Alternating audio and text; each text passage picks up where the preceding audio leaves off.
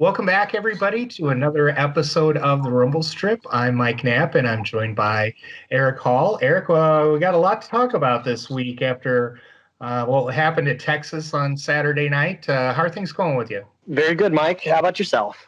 Good. Well, let's just dive straight into it. Got two guests on tap today. First, we're joined by Zach Veach, who finished fourth, career best fourth, we should add, at Saturday night's race. And also, Indy Star Motorsports reporter Nathan Brown will be joining us as well to talk about covering his first ever IndyCar race and a little bit what it was like to cover a race in the middle of a pandemic. So make sure you stay through all the way to the end of the show to hear both of those interviews. But let's talk about Texas. Just give me, for starters, your 20,000 foot view of it. It was good to have racing back, but I was really disappointed in the lack of a second groove. On TV, it looked like it was going to be really grippy, and then on the commentary, they said, it was Firestone hypothesized there was 15% less traction up there, and that pretty much sealed the fate for the race, from the drop of the green flag, basically. So yeah, I mean, and the way I look at it is that track has four sections in it. You take 1 and 2 and 3 and 4, and then the two front stretch, back stretch, and it all goes by so quickly in each of those segments, probably about 6 seconds apiece. You need that second groove because it takes you, all the way down a straightaway and all the way through 1 or 2 corners to complete a pass. And when they didn't have that, it looked like cars could get side by side, but yeah, everybody had to fall into that bottom line when it came time to duck into the turn. I know Zach, and we'll hear this in the interview later on, said, I thought I had a faster car than a couple of guys, and I just couldn't get past them. And so that was really unfortunate. And I'm going to talk to Nathan and ask him as well what he found out about the situation. I know a couple of people have said they went out and tested the racing surface, and we've gotten a couple different stories, of course, about there just being a lot of dead rubber up there, or a lot of the adhesive was still left over, or because it was dark, it was track temperature. But somehow, yeah, that really screwed up the entire race. We should just call it that. Yeah, it's unfortunate too. If they can't really get that cleaned up, I don't see how Texas can go back to being its old Texas self. Right. Indy cars, like you said, they are going so fast. You need to be able to run side by side in the ovals, at least to the mid corner, which they just were not able to do on Saturday night. And if we can't do that, I mean, nobody wants to watch a 215 mile an hour parade for 2 hours, Right, and that was the unfortunate part with the tire issues. Firestone not having been able to make the tires for the race and going in with a couple different compounds, and there were a lot of unknowns. And then, of course, in the heat, there were some incidents in the afternoon. We really worried about what some of the possibilities could be that night. But fortunately, we will say this, knock on wood, that it was a good, clean race. Everybody was safe and everybody, came home. So that's the positive, to have gotten away from Texas with that situation going into it, haven't raced in 9 months, having a one-day show, and to have gotten through it and be on to the next stop in Indy at the GP next month is probably the biggest positive we can take from the race. Yeah, and given the circumstances, everybody did impeccably well, especially Firestone, considering they couldn't test or anything with the new the added weight of the aero screen. They really, IndyCar as well, all things considered, they did really well. Everybody just performed as well as they possibly could given the conditions. So I'm very happy with how the weekend went off. And what about the performance of Scott Dixon? I mean, he was just so far and away better. I actually think if he hadn't have been in the race, it would have been a better race. But every time he got to the point, he just pulled away, and it was ridiculous just how good his car was in comparison to the rest. And I think it's also the driver involved had something to do with that too. Sure. But just how good he was Saturday night. I predicted it in last week's podcast, so it didn't really surprise me. But I was really surprised by how easy it looked for him. Yeah, yet still he got stuck behind a couple lap traffic cars, just to put a pin in how difficult it was to make the pass later, especially later in the run. Especially because he was so much faster than them. And again, like you said, he got behind them and couldn't get around him. Of course, the big move of the race came 10 laps to go. Felix Rosenqvist had to go up there to, he's behind Hinch, and then he had to get up past Hinch in order to get to Dixon or to have a chance at Dixon. And he just went up into that black area in turn one and found the wall. But do you think that was a prudent move for him at that time? Late enough in the race, you got to start making things happen, and especially in race one, you can definitely take a checkers or wreckers kind of attitude. It's early in the season, and Rosenquist, he needs the experience. So prudent move for him, yes, absolutely. In his sophomore year, he's still learning, still has a lot to learn. So a good driver will learn as many things from a bad pass and crash than a successful pass. He really kind of had that sense that his first win was really, really close. And as he said on last week's show, that's one of his big points of emphasis for this year is to get that first win. So I thought it was the right thing to do. I mean, it was high risk move, but if he'd gotten through there, there was still 10 laps to go. Maybe he could have gotten up to Dixon and at least maybe bothered him a little bit, or Dixon bobbles behind a slower car and he gets into the mix. I mean, there were a lot of possibilities there if he had gotten past Hinch, but yeah, it was quite the gamble to go up on that into that second groove to see what happened to him. And it was unfortunate. I think outside of Dixon, he drove the race of the night. He was good the entire time, and he was about Dixon's only challenger. And Felix Rosenquist, I know it's an oval, but he did turn the fastest lap of the race. So he had a very, very fast race car. He turned the fastest lap of the race, actually, the lap before he crashed. So there yeah, at that point at that time, he had a very quick race car. A couple other people let's talk about who might have surprised me. Zach Veach, who of course you'll hear later on in the show. 4th place, his best finish since 2018. He said the key that he just wanted to focus on and wants to make a focus for this season is having fun. And he said he was putting too much pressure on himself to do well. Whatever he did differently Saturday sure worked out. Yeah, I wonder, is he calming down just a little bit, becoming a little just more relaxed in his seat? He's had a little bit of job security in the last couple of years, and that can really allow drivers to stretch their legs. I think again, and I've brought up this theory and I've looked it up, and of course, guys move up from one team to another like Joseph did and such, but a lot of guys, it takes 40, 50 races in their IndyCar career before they really start to find their footing.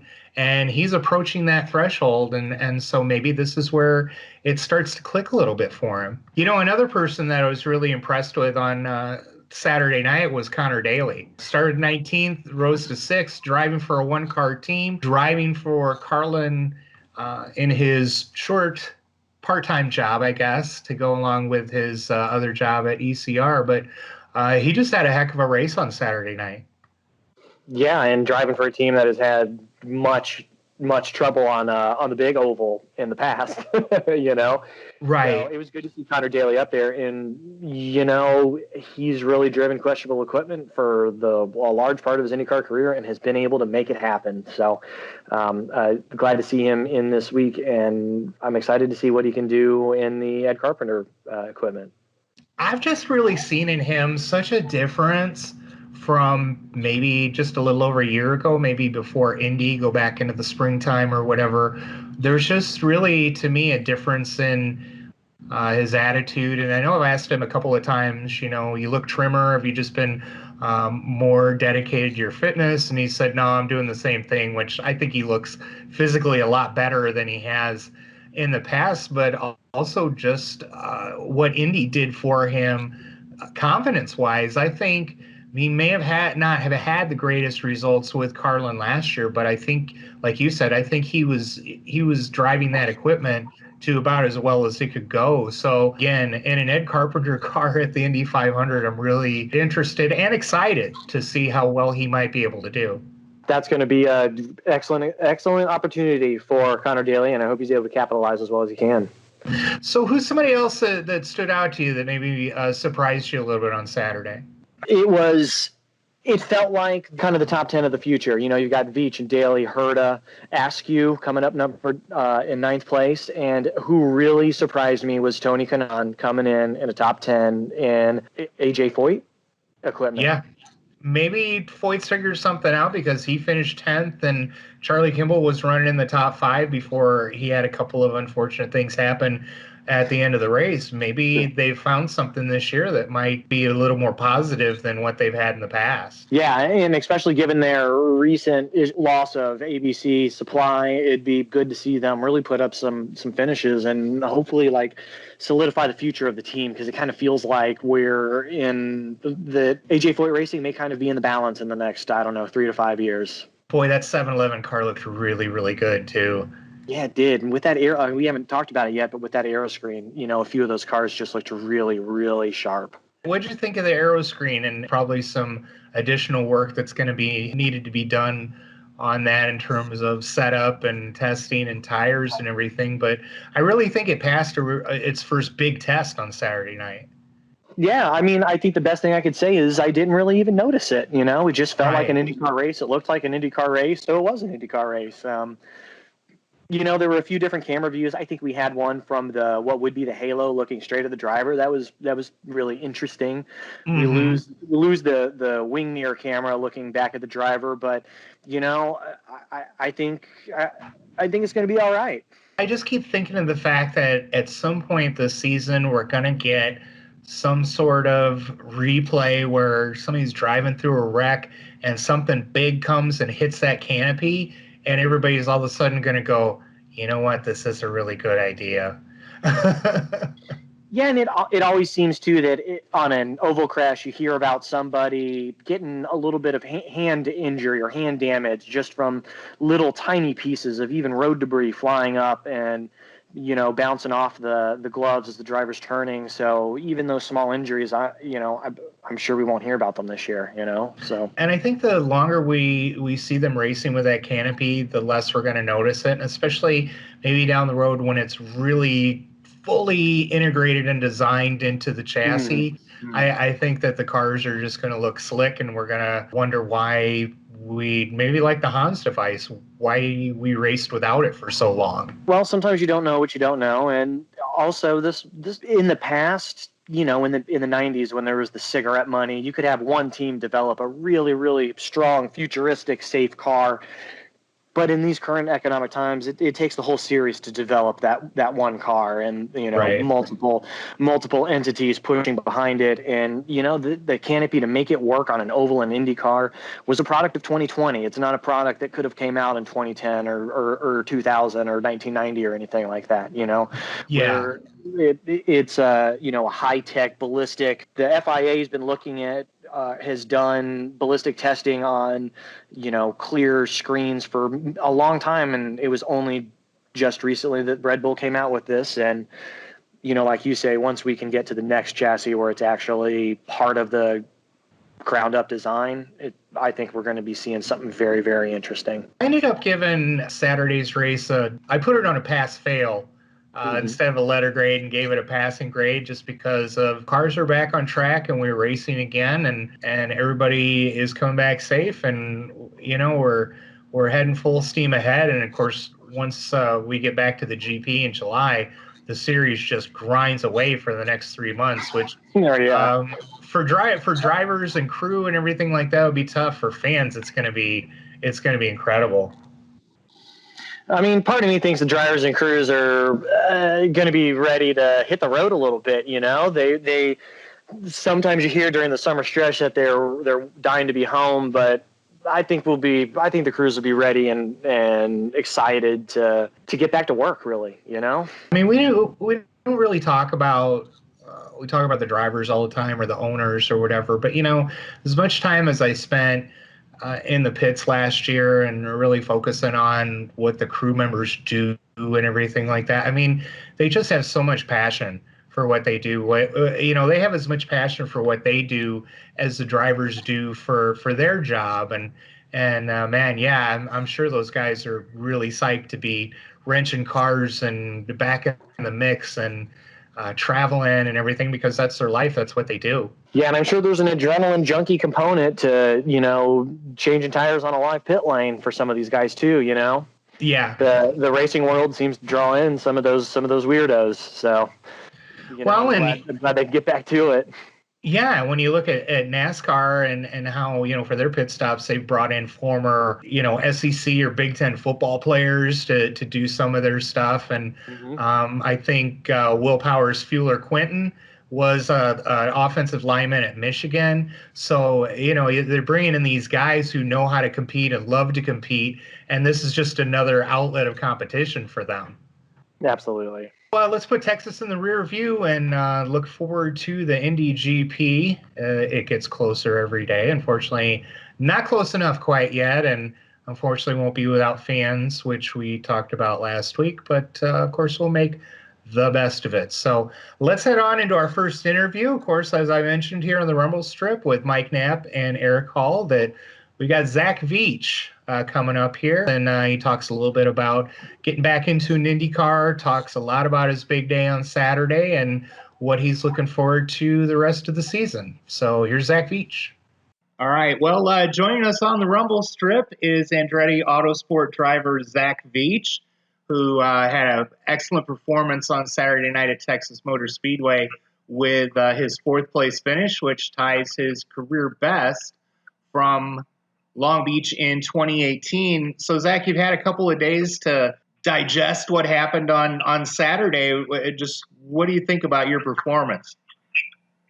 Yeah, it's something that looking back on it's a performance I think I could be pretty proud with. It's just the whole day was pretty smooth sailing for my engineer and I. We unloaded with a car that was, 85% there, and we made about 3 or 4 changes and crashes, and each one of those changes was always better. And man, just from that point on, I felt like we had a race car that was going to do it.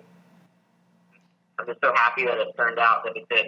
Talking off air here and talking to your PR person Emily, and just what's the attention you've received the last few days? You got a lot of compliments and kudos on the TV broadcast for how great of a day you were having. What's the extra attention been like the last couple days? It's been great. A lot of people are interested in what we've changed in the past, year, because last year was so tough. But a lot of it's just kind of changing the mindset. So instead of going into this feeling like I'm putting too much pressure on myself, we just wanted to make it kind of fun again and get back to just driving. That's the reason we all started this path anyway. It's been cool to see the support that people have given me as well. Just from even other competitors texting me after the race, telling me, how happy they were, good job. And, it's fun to see how many people I have behind me, and at the end of the day, they want to see me do well, and we're going to keep working to make sure that we keep repeating things like what happened in Texas. You have such a great group of guys behind you in terms of your crew, and Andretti Autosport's success over the years speaks for itself. But you also got a great group of drivers there. They're all really good guys, and it seems like you guys really support each other and root for each other. We do. At the end of the day, we're a family. These guys, we spend more time with them than we do anyone else really once the season starts. So it's nice to have that kind of friendship amongst your competitors and especially your teammates. When I was sitting on the pole for 13 cars or so, Ryan went out, and then he bumped me back to second. And, in that time, you're kind of upset, but, you're more so happy for Ryan at that point because, he had that crash and crasher for him to go straight out and throw the thing on what could have been pole. It was pretty impressive, and you get credit when credit's due. Well, you also look at it, they showed it on the broadcast. I think Hinch was one of the first guys out, and he jumped right out of his car and sprinted down pit lane. Did you glean any information from him for your qualifying run? Yeah, Hinch actually, he helped out a lot. His big thing was just telling me that there's more grip than he expected, and definitely more grip than we had in practice. And that was useful because, when you're leaving pit lane to go qualify, you have no idea what you're getting yourself into. You make an educated guess. And the problem with Texas is, years past, we used to be flat here 1 and 2. So it makes qualifying kind of simple. You just have to leave pit lane, massive throttle, and don't listen to the checkered flag. But this year, with the tire, the heat, and the aero screen, we were lifting and downshifting two gears through turn one. So how you executed that was the complete difference between being 12th or being on pole. So that information definitely helps us have a better idea of how to execute.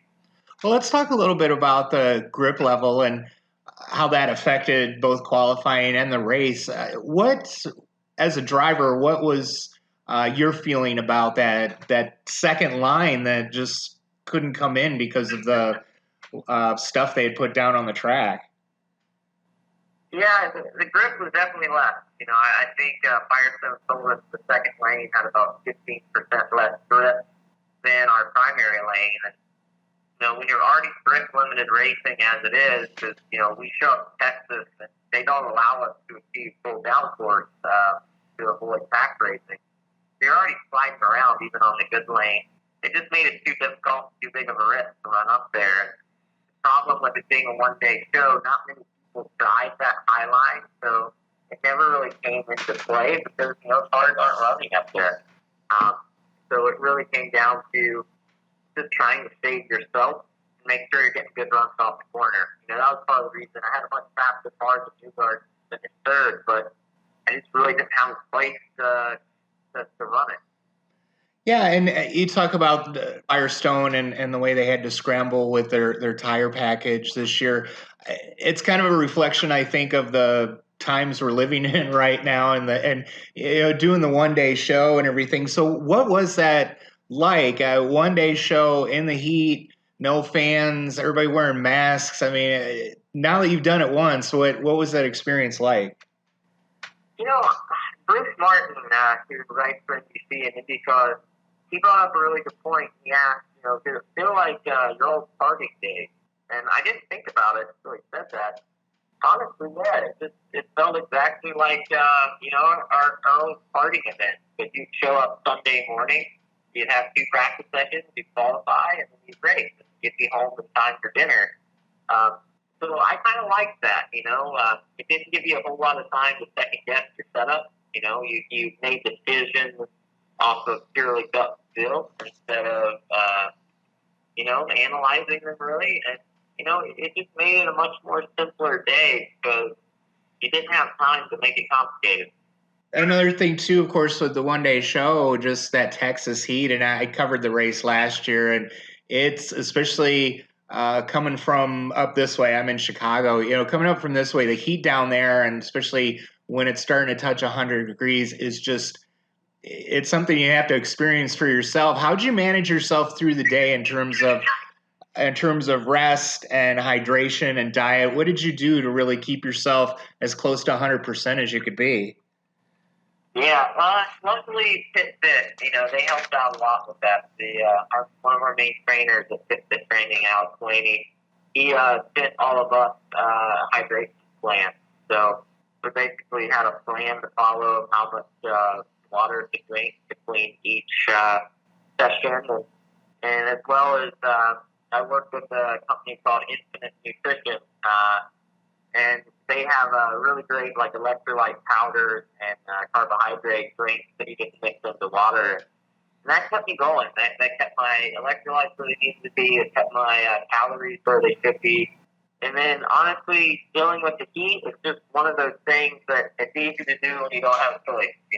Yeah. You get strapped into the race car, you have a job to do, and you just try to focus on everything other than how hot it is. And you were talking about your car and just how quick it was just right off the truck, and you made those adjustments and made it faster. What did that do after 9 months of not racing? What did that do for your confidence level? Yeah, going into the event, confidence level was kind of neutral. It's just let's see what we have. It was a long time out of the car, and it took about 5 laps to get used to everything. That first stint that we did in practice, I came in pit lane and I thought, wow, this is way faster than I remember it being. But luckily your mind slows things down, and then 2:15 starts to feel normal again. And then once I realized, after about 5 or 6 laps that I wasn't really pushing at that point, but we were sitting P1, I thought, oh, we got a pretty good race car, and the confidence just started skyrocketing from there. So was there any, and I know Hinch came, like you said, Hinch came and gave you some great advice, but I haven't seen some of the incidents that had happened in the afternoon in practice. And what was there any more anxiety towards qualifying than maybe you would have at Texas? Not really, because everything that went wrong was explained. DK hit the wall because he hit the apron, so don't do that. Ryan hit the wall because he left the racing line and got in the gray. So as long as you don't hit the apron or get in the gray, at that point there was no question, right? So for me, that wasn't ever really a concern because I still felt like the captain of my own ship and I knew what to avoid. And I thought watching you had a better than fourth place car. I think you probably could have, if track conditions had been better, I think you probably could have had a better result. How frustrating was that it took so long to set up passes? And like you said, you were faster than guys ahead of you, but those straightaways come and go so fast. You just don't have time to set up passes. You got to go into the corners. And how tough was that, knowing you had a quicker car than other guys? You just couldn't get past them. It's a bit frustrating, but you got to worry about what you can control. For me, one thing that made life a little difficult is, one of our gears that we were using was a bit too tall. So what I was trying to drive out of turn 1 and 2 with, I was a bit too low in the red to get the thing to pull like I really needed it to, which is part of it just being a one-day event, and we really didn't have time to change gearing. But yeah, I knew I was faster than Newgard and I was faster than Pagano. I didn't have anything for Dixon. He was in a league of his own. But, absolutely. Once I got back around daily, because Connor jumped the start huge on that last restart. He was at my side pod when the flag came out. So I had to deal with Connor and pass him back to get back in contention. Then I was able to pass Ed, right after I passed Connor. And then I had a run coming for Joseph. And I thought to myself, man, I can time this just right. I just need 2 laps and I can get there. And then as soon as I came onto the front straightaway, my spotter goes, okay, bud, white flag. And I was like, oh, man, it's over. I ran out of laps for Joseph. But, he did a great job all night, too. He had a very sick race car, it looked like, just from following him. And he drove like a champion, keeping it all together and minimizing his mistakes. So I passed Joseph once in the middle of the race. I just didn't get the passing when it mattered. So it wasn't shown in the race results, but everybody on Andretti Autosport had a really strong car on Saturday. Just Ryan and Alex both had their problems before the race started, and but otherwise they were really all quick in practice and in qualifying. How does that bode for just the rest of the season for the future of the team? It's definitely confidence for all of us. Showing up in Texas, we knew we have pretty good race cars there, so that helps, especially when the aero screen really didn't change our setup too drastically. That gives us confidence for the rest of the year of places we were fast at last year. We should hopefully still be fast at this year. But, we got to keep an open mind. I know as a team we kind of struggled in IndyCar last season. So with that being the next race, we got quite a bit of focus on how we can improve the car in the right way. But, as far as all those guys, I felt terrible for Ryan and Alex, especially whose races, are kind of over before the race even began. Ryan did an awesome job driving back to the field to finish, I think, 8th. So those guys, they had great nights. They drove, great races. It just didn't show because of the disadvantage they had at the beginning. So you're 4th in points, and you're going to sit there for the next few weeks, which has got to be a nice feeling. You're into your 3rd year, and I've always kind of felt that for most drivers, it takes 40, 50 races to really to really make it all click, and you're approaching that threshold. So, what are you doing over the rest of the season? What do you feel you need to do to keep this going? Main thing is just keep the focus in the right areas. Don't let you put too much pressure on yourself, and just keep it fun. I think that's why we did so well in Texas. Is we really didn't have any expectations. We were just thinking about driving the best we could, and that made it easy. And I think the third year should be a standout year for us because we've had 2 years to learn from. Our rookie year was solid, and everyone was saying how great I was going to do my second year, and I kind of put a little too much pressure on myself. And the second year was a year filled with mistakes for me, and that was just over driving. It was just pushing too hard, trying a little too hard, and these things are on such a nice edge. When you try just the slightest bit too hard, you only go slower. So I think, I think I've had my aggressive year. I've had my easy year. This is the year where we put it all together, hopefully. So, of course, once the GP happens, the season just kicks into high gear. You're going to be racing almost every weekend. What are you doing both personally and physically to get ready for that grind? Are you going to go do some rock climbing or take a trip, or what's on your plan here for the next few weeks to prepare yourself for that grind? Yeah, I'll probably go on a rock climbing trip sometime between here and NBGP, just knowing it'll be one of my last for a while. Yeah. But the main thing is just spending as much time as I can with Fit, making sure that, we're fit for what's to come. It's going to be a grueling stretch once we get into a race every weekend, sometimes a doubleheader too. So physically, we just want to make sure we're ready. And mentally, just visualizing these events, visualizing the racetrack, how the races can possibly go, and just making sure we're prepared there. I really think driving a race car is 90% mental. It's that approach that you keep in your mind throughout every lap. So we just want to make sure that we keep the mindset we have in Texas and not let too many things get to us. Focus on the things we can control, not worry about the things we can't, and put together one heck of a good year. Well, I'm looking forward to seeing what you have in store for year 3. Zach Veach, thanks for joining us on the show. Yeah, thank you. I really appreciate your time. All right, appreciate it. Great stuff from Zach, and I'm glad he was able to join us. I know he's been a busy guy this week, but it was nice to spend a little time with him. And thanks to Emily Young from Andretti Autosport PR for setting that up for us. Just going to jump straight into the second interview. We've got Nathan Brown, the motorsports writer from the Indianapolis Star, and he's going to tell us a little bit what his perspective was like covering not only his first IndyCar race, his first IndyCar race as a sports writer, but also what it was like in the time of COVID. So here we go, Nathan Brown. Well, I'd like to welcome to the Rumble Strip podcast, Nathan Brown, motorsports writer for the Indianapolis Star. Nathan, how you doing?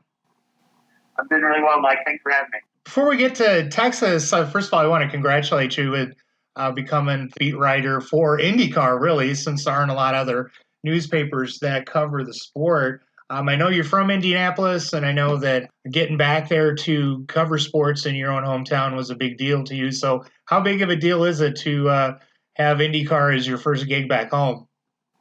Yeah, this has been a really, really cool opportunity. It's honestly not something that I ever dreamed would be, something that I could pursue. As you said, I grew up in just north of Indianapolis, had a long history of going to the Indy 500 with my family for lots of years growing up, and have moved around a couple different jobs in the last couple of years. Most recently before this was hoping to try to be able to cover essentially an NBA beat. I was in New Orleans doing some NBA coverage for the Pelicans there right around when Zion Williamson got drafted by the Pelicans, and but I ended up moving here when a job opened up for my wife and I to be able to move back to Indianapolis. She works at the Star also now, and I was able to take this opening here that was a really, really great and exciting opportunity. So before we talk about the first race you covered for the Star, let's go back exactly 3 months ago to what you thought was going to be your first one, and you go from writing about the opening weekend at St. Pete to all of a sudden it almost turned into a news story. What are your thoughts about that weekend, and just maybe how you had to flip your reporting and go into a little bit of a different mode than what you thought you were going to be doing that weekend?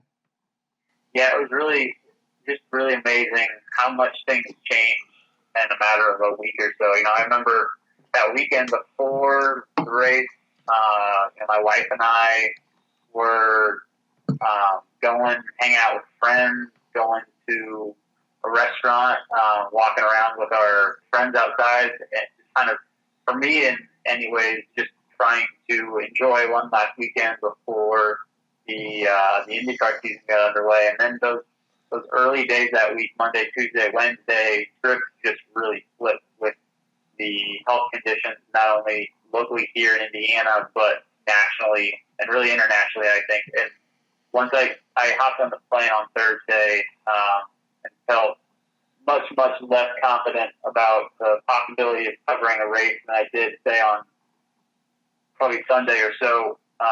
We were at that point. We were starting to see announcements about the NBA shuttering. You had breaking news with the men's and women's basketball tournaments with the NCAA, both the conference tournaments and the national championship. So things are really starting to point, a bit of a downturn direction, if you will. And we got that news right about when I landed in St. Pete on Thursday that they were going to hold that race without fans. And that wasn't a great sign, because you still had 1,000 more people that were going to have to be in close quarters to hold that race. And this was at a point where we knew so little about this COVID-19 virus. And I think at that point they made what was probably the smart decision in being as cautious as they possibly could, and also just followed suit with essentially every other large sporting event in the country. Yeah. And canceling and postponing that weekend. But yeah, it did. Had to put my health reporter hat, my news reporter hat on, which I had, neither of which I have done a whole lot of in my sports reporting career. So it was definitely a very unique weekend, very different from anything that I've been a part of before. Well, yeah, and I was up in Cleveland for the Mid-American Conference men's basketball tournament. I was in my hotel on Wednesday night and watched everything go down with Rudy Gobert. And yeah, then those dominoes start falling, and there was a press conference at noon that tournament was being canceled. And then I was following your stuff, and man, it was just such an amazing time. But so let's fast forward to now, though. Texas, you have your first IndyCar race under your belt. Just what were your thoughts about with all the challenges of COVID and the things that the procedures they had to take care of to try and keep everybody safe? What was that whole experience like on Saturday? Beyond the idea of not having fans there, that was obviously the weirdest part about the whole thing. I mean, you had that visual there present right in front of you the entire day. The other big difference was that we weren't able to interact with the drivers down in and around pit lane and the garages as we typically would be able to in a normal race weekend. Obviously, I haven't been a part of something like that before, outside of the open test that the series held at Circuit of the Americas back in the middle of February. So that was really my first experience with just having the garages open and just roaming around and speaking to every driver or team owner or PR person that you possibly could. It's a very different experience in that sense than what you would have covering basically any other sport. There's so much more access, which makes things a lot easier, and I think allows us as an IndyCar media group to tell stories a little bit more deeply, which is really nice. But so that was very different. We were doing all of our interviews over Zoom calls. We were texting with PR reps calling rather than just walking up to the trailer and trying to talk to them. So that was a little different. But really beyond that, I think the race itself went off pretty much without a hitch. It was a little bit different in the fact that it was a one-day show, and part of that was due to the idea of not wanting to have people be at restaurants outside the track or hotels more than they absolutely had to, more than your transport driver. But the race product itself, I don't think was really affected too much by the health situation, maybe beyond Firestone having not been able to test the tires, the compound they had decided to go with for that race. So that was a little uncertain and affected the ability of some guys to be able to pass and have maybe the exciting race that we're used to. But overall, it was a good first experience. Certainly know will probably be unlike any other one that I'll ever have. Your job, of course, like you said, is really predicated on going through and talking to a lot of people, getting as much information as you can. And I when I'm covering a race, I tend to my scope tends to be pretty small. I think about a couple storylines and then just follow them through the weekend. And like you said, that challenge, I think people don't really recognize how much time you're out there on your feet and asking questions and talking to people and getting information and how vital that is to you doing your job. Yeah.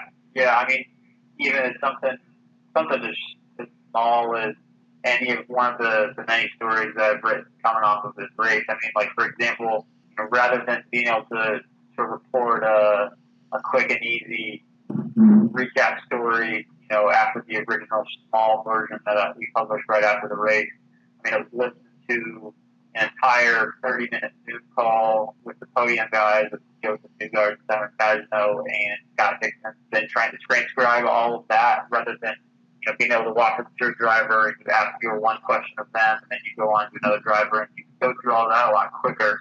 It's a lot longer process, I think, now because you have to wait in line, get in the queue of Zoom, and ask your one question. It might be a little bit longer process. So it's the best we can do right now, but certainly it's a little bit tougher of a process from a reporter's perspective on trying to write and report out even a simple story, I think.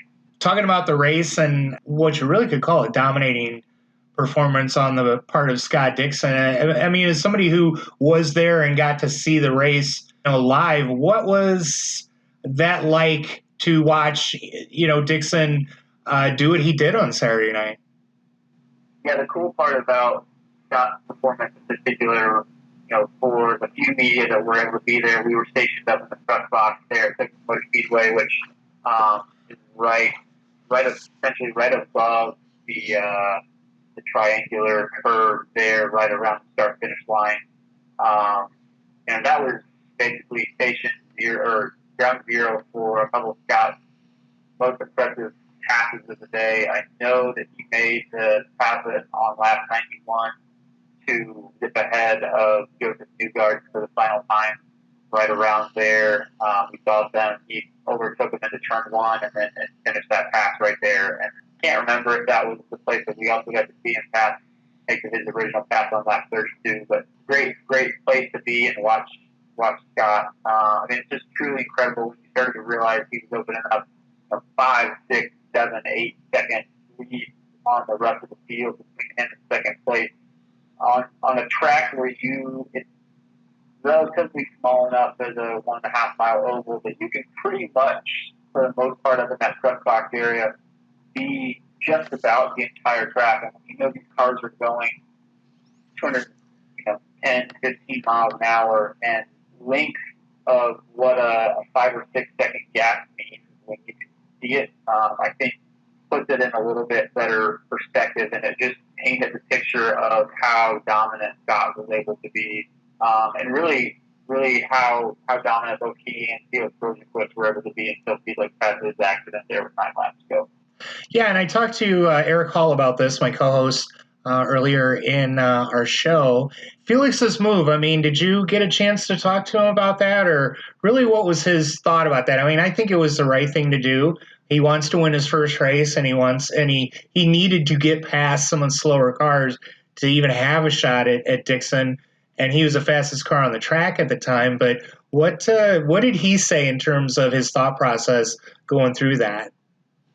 Yeah, so I haven't talked to Felix personally, but I know after the race on their cycle of a couple quick interviews that they had in the broadcast before they left it on NBC. I know Felix said, they were, I think the way they asked the question, they were kind of expecting him to be upset at James Hinchcliffe, who was a lap or two down at that point, and how James was racing him at that point, being in no way in contention to win the race, and that position with Felix wasn't going to put him one more position down in the race. But I think Felix really maturely took the entire ownership of the move on himself, which I think was the right, smart, mature thing to do there.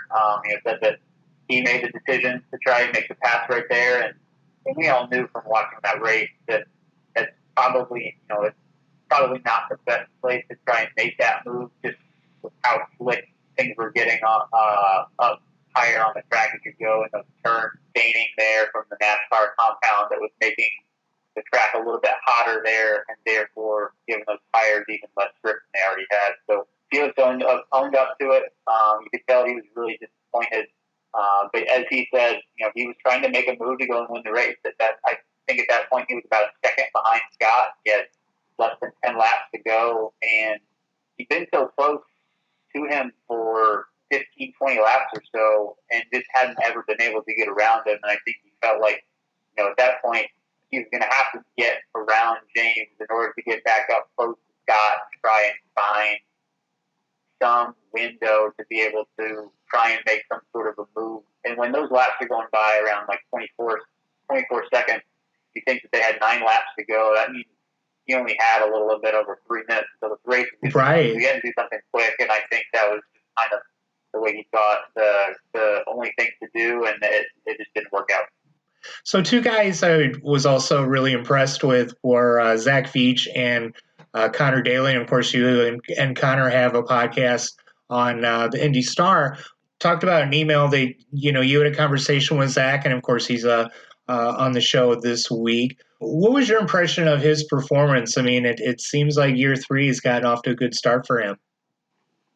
It was a really, really impressive performance for Zach there. He had mentioned not only, I don't think just at Media Day, but even the week leading up to this race, he made a point to say that this is a track that he crashed at in about the same place each of his first 2 times he's been there in 2018 and 2019.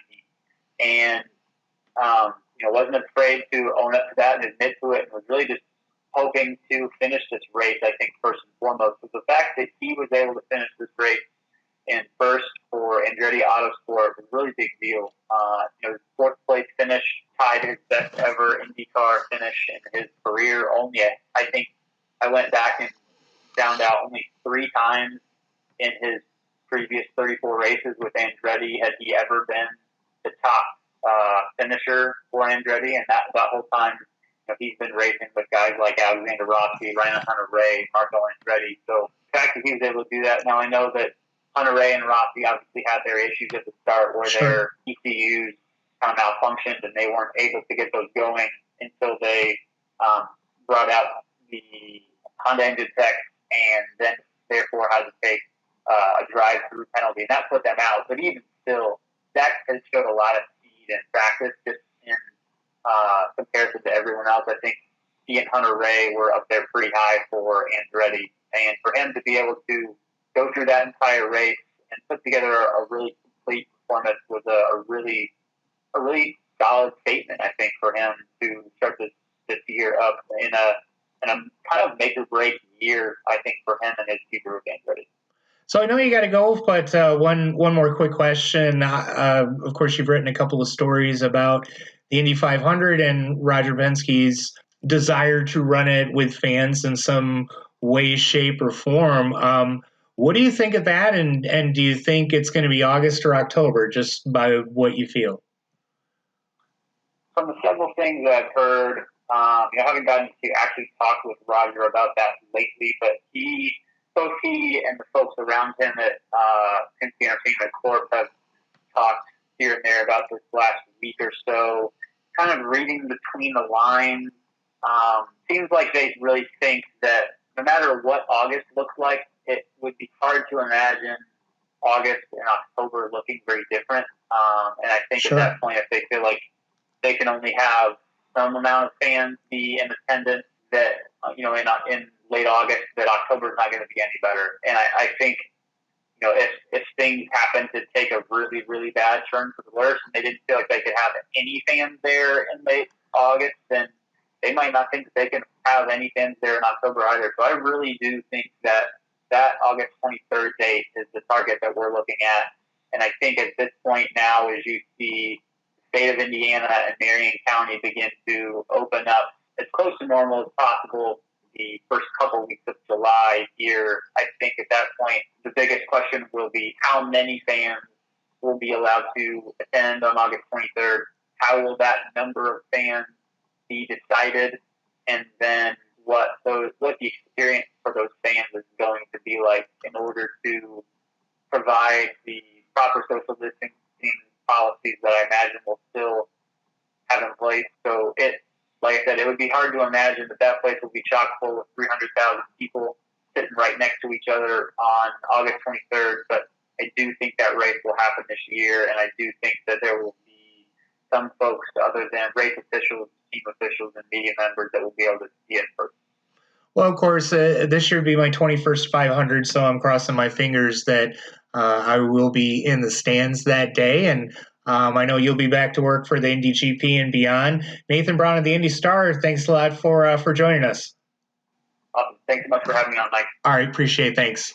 All right, guys, you just finished hearing from Zach Veach and Nathan Brown. Eric Hall, you got anything to add? No, it's always good to hear from Nathan. He's new. I believe this is his first season covering IndyCar. So I'm going to be interested to hear what he thinks throughout the rest of the year. Great thing about Nathan is he's an Indy native, so he knows what all this is about, and he's a great writer. I really enjoy reading his stuff. So looking forward to hearing from him as the season goes on. Well, that'll do it for this week's episode of the Rumble Strip. I'm Mike Knapp.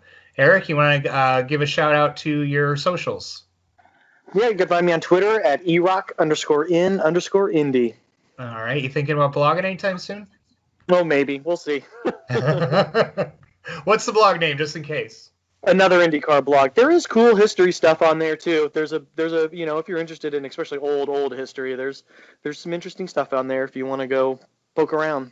And you can catch me on social on both Twitter and Instagram at RumbleStripPod. You can check out my blog at 15daysinmay.com, and you can hear this podcast on Podbean, iTunes, and SoundCloud. Thanks for stopping by and listening with us, and we'll see you at the track.